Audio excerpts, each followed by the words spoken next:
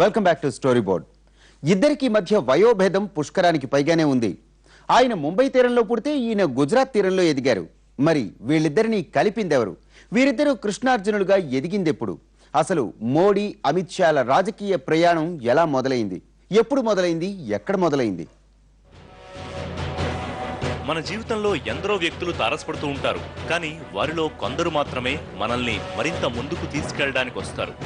వారిని సరైన సమయంలో గుర్తించడంలోనే మన విజయం ఆధారపడి ఉందన్న షేక్స్పియర్ మాటల్ని తూచా తప్పకుండా పాటించి ఇప్పుడు ప్రధాని పదవిలో కూర్చుని ప్రపంచాన్ని శాసించే దిశగా ఎదుగుతున్నారు మోడీ. తనకు 30 ఏళ్ల కిందట అనుకోకుండా పరిచయమైన ఒక వ్యక్తిని తన విజయానికి వారధిగా మార్చుకున్నారు మోడీ. తాను అర్జునుడై రాజకీయ సమరంలో యుద్ధం చేస్తూ ఉంటే తనకు వ్యూహరచన చేసి మార్గదర్శనం చేసే కృష్ణుడిగా అమిత్ షాను నిలబెట్టారు. షా చెప్పిన బాటలో అడుగులేస్తూ దినదిన ప్రవర్ధమానమవుతున్నారు. మోడీ కీలక రాజకీయాల్లోకి అడుగుపెట్టే నాటికి అమిత్ షా ఇంకా స్కూలు పిల్లాడే. మోడీ ఆర్ఎస్ఎస్ కీలక కార్యకర్తగా ఎమర్జెన్సీ సమయంలో అరెస్ట్ అయ్యే నాటికి అమిత్ షా వయసు 10 ఏళ్లే.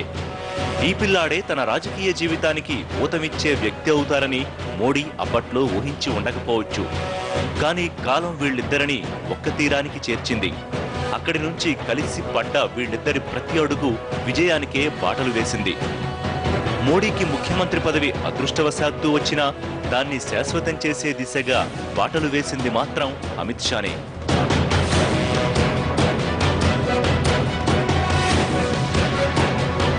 1985 మోడీ గుజరాత్ రాజకీయాల్లో కీలక వ్యక్తిగా ఎదుగుతోన్న సమయం. అప్పటికి గుజరాత్ రాజకీయాల్లో శంకర్ సింగ్ వాఘేలా, కేశుభాయ్ పటేల్ ప్రాబల్యం ఎక్కువగా ఉంది. అలాంటి టైంలో పార్టీని మరింత బలోపేతం చేసే దిశగా యువ నాయకత్వం ప్రచార బాధ్యతలు స్వీకరించాలని నాటి అగ్రనేత అద్వానీ ఆదేశాల మేరకు ఆర్ఎస్ఎస్ నుంచి బీజేపీలో చేరిన మోడీ గుజరాత్ రాజకీయాల్లో తెరపైకొచ్చారు. అప్పటి నుంచి పార్టీ బాధ్యతలతో పాటు కేంద్ర స్థాయిలో ఇతర రాష్ట్రాల వ్యవహారాలను కూడా ఎప్పటికప్పుడు పర్యవేక్షించే వ్యక్తిగా మోడీ ముందుకొచ్చారు.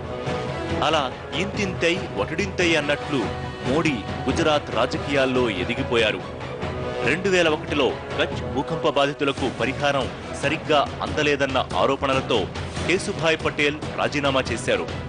దీంతో అప్పుడు గుజరాత్ సీఎంగా నరేంద్ర మోడీ పేరును అద్వానీ ప్రతిపాదించి ఆయన్ను సీఎంను చేశారు.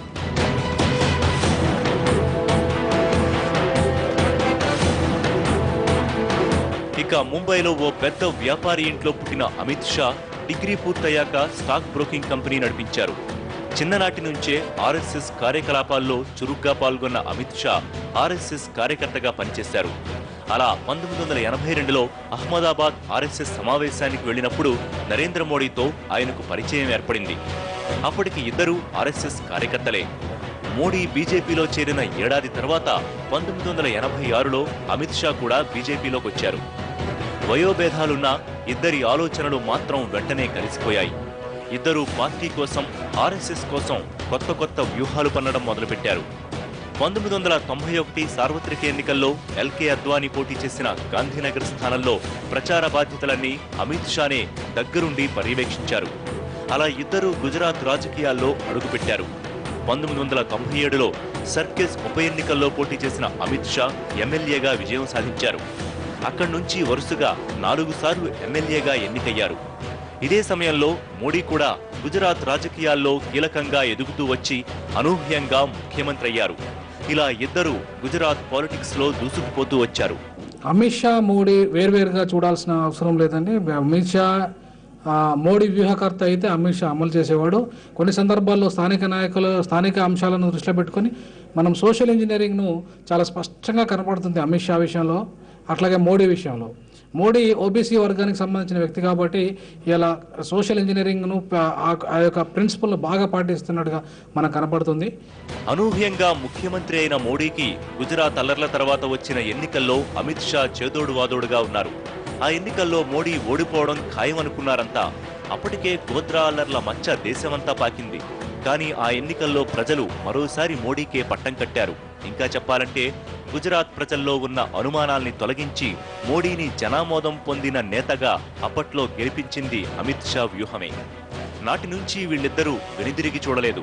ఆ ఎన్నికల్లో మోడీ విజయం తర్వాత అమిత్ షాతో స్నేహం క్రమేపీ బలపడుతూ వచ్చిందే తప్ప ఎక్కడా తగ్గలేదు. అమిత్ షా కూడా తన నియోజకవర్గంలో బలపడుతూ వచ్చారు. 2002 ఎన్నికల విజయం తర్వాత మోడీ తన కేబినెట్లో అమిత్ షాను దాదాపుగా అందలమెక్కించేశారు. 1 కాదు 2 కాదు, ఏకంగా 12 కీలక శాఖల బాధ్యతలు అమిత్ షాకి అప్పగించారు. ఇది అమిత్ షాకి మోడీ ఇచ్చిన కానుక కాదు, షా సామర్థ్యం మీద మోడీకి ఉన్న నమ్మకం.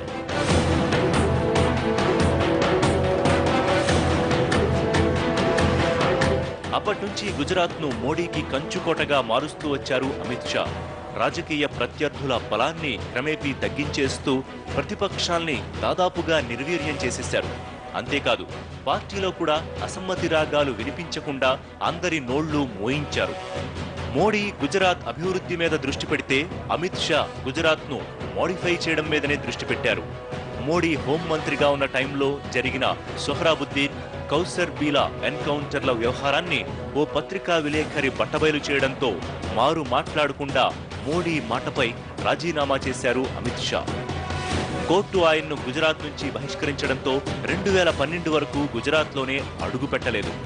అమిత్ షా రాష్ట్రానికి దూరమైన మోడీకి మాత్రం దూరం కాలేదు. అనుక్షణం ఆయనతో ఉన్న అనుబంధాన్ని మరింత బలోపేతం చేసుకుంటూ వచ్చారు తప్ప ఎక్కడా బలహీనపరిచే అవకాశం ఇవ్వలేదు. దేశంలో ఏదైనా ఒకటి న్యాయస్థానాలు నిర్ధారణ చేసేంత వరకు, న్యాయస్థానాలు అంతిమ తీర్పు వెలువరించేంత వరకు కూడా ఎవరు నేరస్తులు కాదు. కాబట్టి అమిత్ షా కానీ ఇతరులు ఎవరైనా విషయంలో న్యాయస్థానాలు ఏం చెప్పాయన్నదే ముఖ్యం. కాబట్టి న్యాయస్థానాల అంతిమ తీర్పుల్లో ఎక్కడ కూడా దోషులుగా తేల్చినటువంటి వాళ్ళని పార్టీలో అందలంకిచ్చినటువంటి ఇదేం కనపడదు.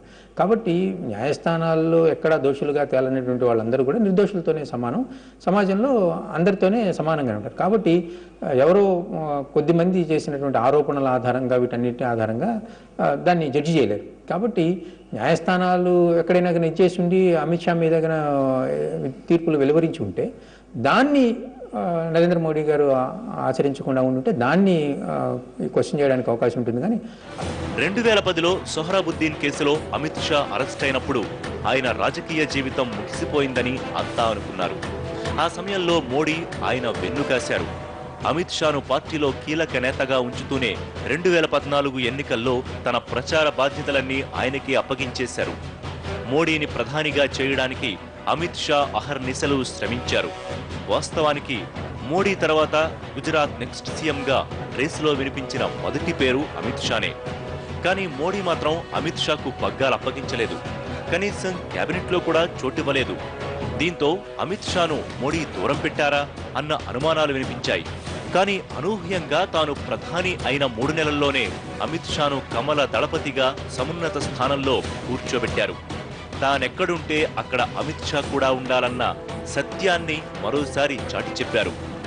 దేశ ప్రధానిగా మోడీ, పార్టీ అధ్యక్షుడిగా అమిత్ షాలు ఇప్పుడు దేశ రాజకీయాల్లో దూసుకుపోవడమే కాదు, గుజరాత్ రాజకీయాల్ని మోడీ మయం చేసినట్లుగానే దేశ రాజకీయాల్ని కూడా మోడిఫై చేస్తూ ముందుకెడుతున్నారు.